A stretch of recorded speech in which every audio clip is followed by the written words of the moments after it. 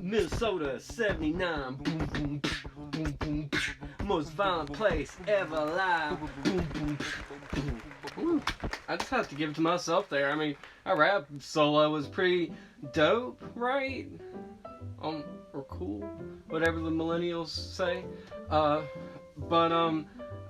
Welcome to Greenlight Cinema. Yeah, welcome to the show, guys. It's good to have y'all back. Sorry it took me a minute to get this episode out. I've been working hard, like, on trying to, like, zombie-proof or coronavirus-proof, you know, the house to make sure the studio is intact and to make... Shh. I think we need to do some doomsday prepping. What do you think? Wait a minute, you're not a real turtle. Alright, well, I got tools here. I don't know how to use tools. Out. There, that'll do it. Make sure this, you know, great new the great new production value of these lights stay intact. All this. So yes, it's great to have you guys. Let's start this off. And I believe we left off of Hansie Dent at a bar. Let's go to it. Sorry, I tend to drift. So Hansie gets to the bar scene, and he has to, and he's, you know, of course, he's got bad motives. We all know that. And he's coming across these guys, and, you know, first we see that he's seen that plaque outside this bar where it says 22 Indians were hanged or something like that. Already kind of like, or Native Americans, I'm sorry, it already kind of like bothered him in his soul. So then, you know, we see him asking, you know, just for a drink at first. Then the guy spits in it. He's like, well, pour it in front of me, give me a whiskey and pour it in front of me. First he asks for water. That's not important, but here. So he don't get anywhere with these guys, and he starts shooting up the bar, and, you know, it's not cool. But, you know, my point is, you shouldn't be shooting people, but you definitely shouldn't be a racist.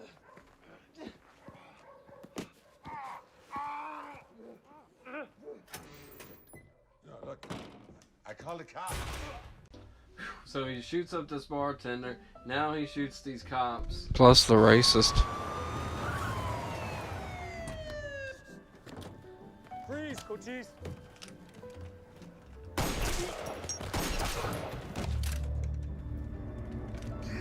Cut to a really awkward scene with Dot having to pee and Ed helping him, and I just didn't feel like we needed to see that, but awkward. Alright, so Ed has a plan. He's decided he's going to try and call the Gerhardts because he believes he's got Dodd. He'll be able to get a deal and be able to get them off his back, right? And Peg's gonna be safe. Okay. Affirmative. Affirmative. Hey, doll. I got some Chablis on ice. So, now Constance was not expecting to see Hansie Dent. You know, she was expecting, you know, Peggy Blomquist, you betcha, because she peed for the room, you know, and she said, hey, doll, implying a woman. Sorry, I don't know what happened, I lost my Minnesotan accent. So Ed tries to call the Gerhardt operation, gets nowhere, and as we're seeing this too, it's amazing, like, it's kind of sad, like we're seeing a montage of an empty house, no one there. You know, Floyd's at the police station, Bear's probably off with Brooklyn, or Buffalo, whatever. Alright, so Ed's gotten off the phone. He didn't get anywhere. And he, I guess, wanted to look in the convenience store, not to look suspicious always being on the payphone. He sees some hamburger help. And I guess Ed's logic in this is like, hey, I haven't had hamburger helper since I killed me a Gerhardt. I'm fixing to about get one killed or kill one myself, so let's have some hamburger helper. Hamburger helper, please! And then he talks to the clerk at the convenience store, Rushmore Place. They have small talk.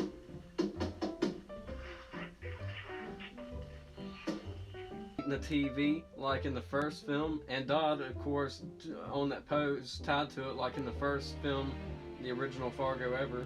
This is all similar stylistically and the like, and it looks really cool. But while she's beating on the TV, Dodd, he kind of sees, you know, hey, she can get distracted easily, and I guess he's coming up with his plan to become untied. So Peggy decides, well, since TV's not working, I'm gonna go ahead and call Constance. I haven't seen her in a while. What's she been up to?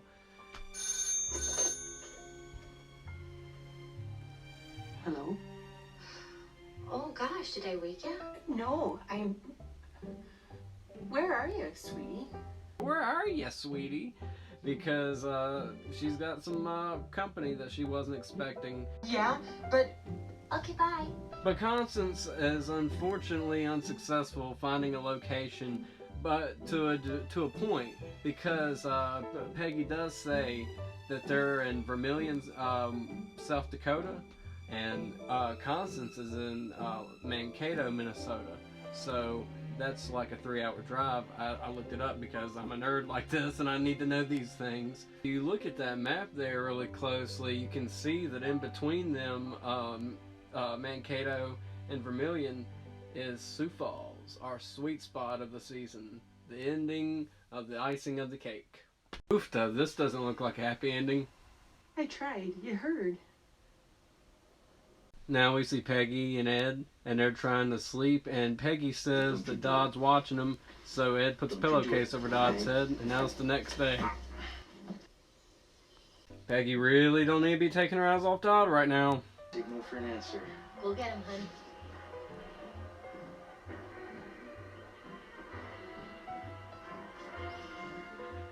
Don't take no for an answer.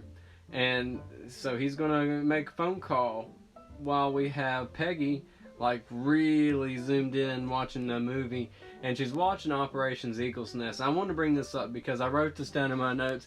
I believe that's the 3rd time it's mentioned, because the first time we see Molly's watching on the TV, second time we see it, or second time it's referenced, is Ronald Reagan himself to Lou while they're in the bathroom. He tells him about Operations Eagle's Nest, and now this is our 3rd time getting the reference with Peggy watching it, and she is zoomed in on it big time. But it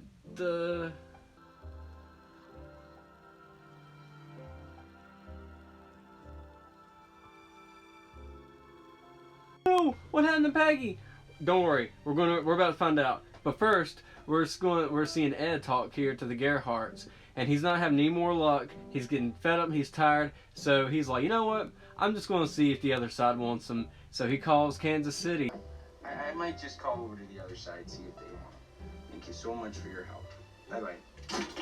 He sees the newspaper there, and he gets a hold of Mike Milligan, and we finally see that little scene that we've seen in episode 6 with their conversation, and of course Mike is drooling pretty much over the phone, and he's like, sir, absolutely. Well, he don't say all absolutely, but Bag him and drop him in the woods. You tell the boss the Gerhardt's got him.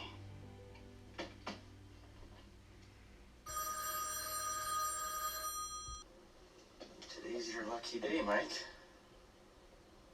I've got Dad Gerhardt in the trunk of my car. You want him? Sir, if I kiss you when we meet, would that be inappropriate? What? I don't... Nothing, just... Well, it's been a day. now Mike is beside himself with joy because he has avoided death that day, and he's got Dodd Gerhardt now. They form a plan to meet up at 8 a.m.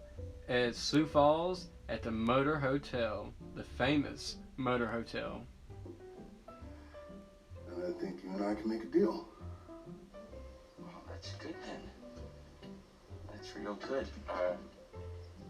Meet me in Sioux Falls tomorrow morning, 8 o'clock. There's a motel upstairs. Motor motel? Ed and Mike have made their plan, and now we see a newspaper floating off, and it's got Hansie's face on it. And the clerk has seen this paper at the Schmore gas station, and so Hansie has just missed Ed by a second. And he talks to the clerk there. I'm looking for a man. Heavy set. Parts his hair in the middle. Look, this is a family place. We sell motor oil and pop and... And the clerk doesn't want to talk much, but then he gets a little intimidated by Hansie. I almost called him Fonzie. But he gets a little intimidated by Hansie and does give him out a little bit of information. Yeah, we're going crazy down there at the lake. See, this time of year, not much to do at the lake. The clerk is wiping sweat off his head like, phew. And then he sees the newspaper. He's like, hey, I recognize that guy. I'm gonna call the police. Ed has just made it home. And he is just in time for crazy and chaos. And this is really where the scene cranks it up to about 100 million. Ed's came home. He now sees there's been a struggle.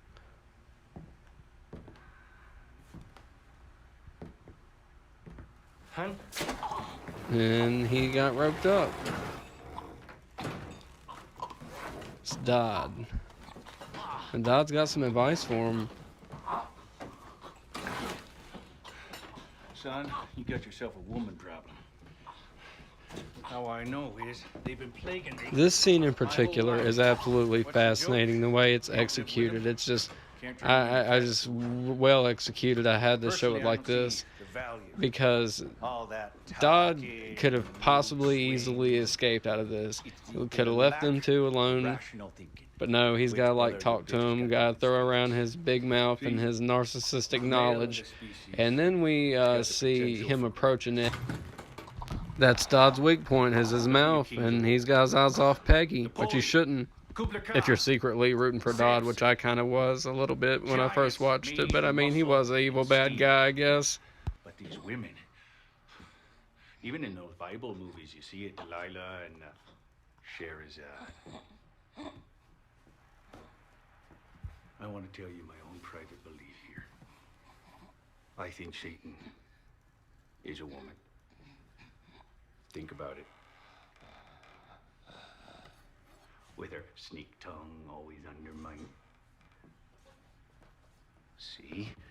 Well, he sees her, but then he takes his eyes again off her, knowing that she has a knife. That's dumb. Just won't stop till you put them down.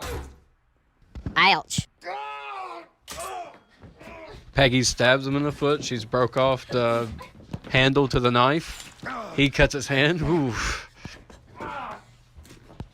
He has to pull his foot manually out. Oh. And Ed couldn't look more blue or purple in the face. Ooh, and he got knocked out.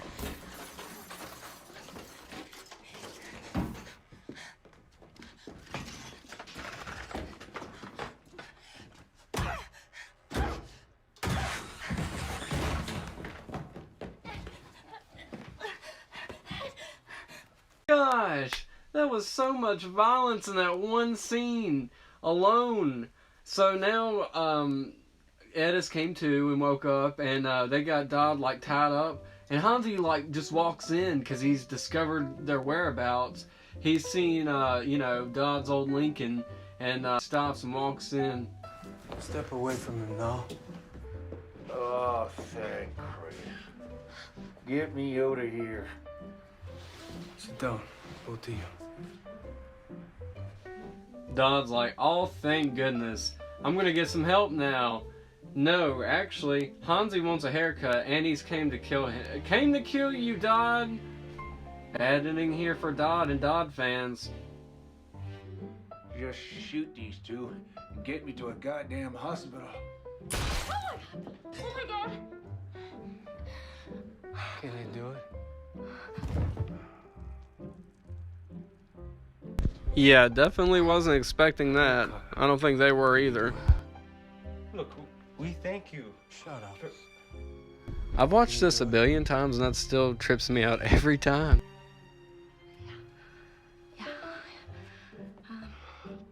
Wow. That's all I can really say about this episode is just wow. Alright, last scene here. So, Hansie he wants his hair cut. Peggy's agreed to go ahead and cut his hair, and while she's got the scissors to it, before she can even snip even just anything off his hair, Ed catches something in his eye, which Hansie catches something in his eye, and it's Lou and Hank. They've spotted where Ed and Peggy's whereabouts are.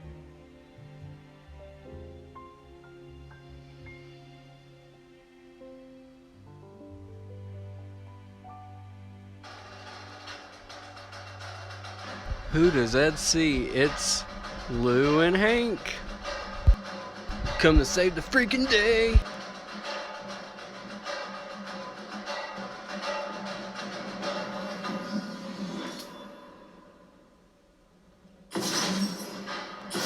Gunfire, shooting.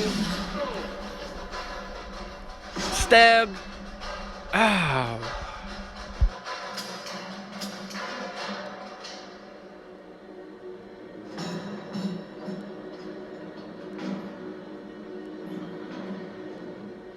That's what you get for stabbing Dodd in the back.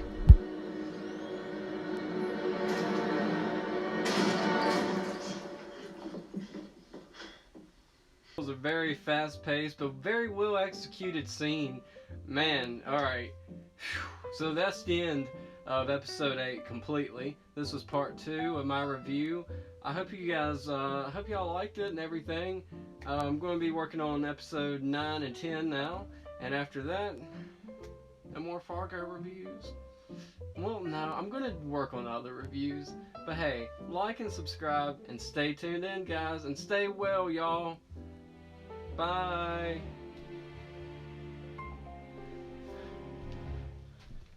Maidenstar, Virginia, yeah.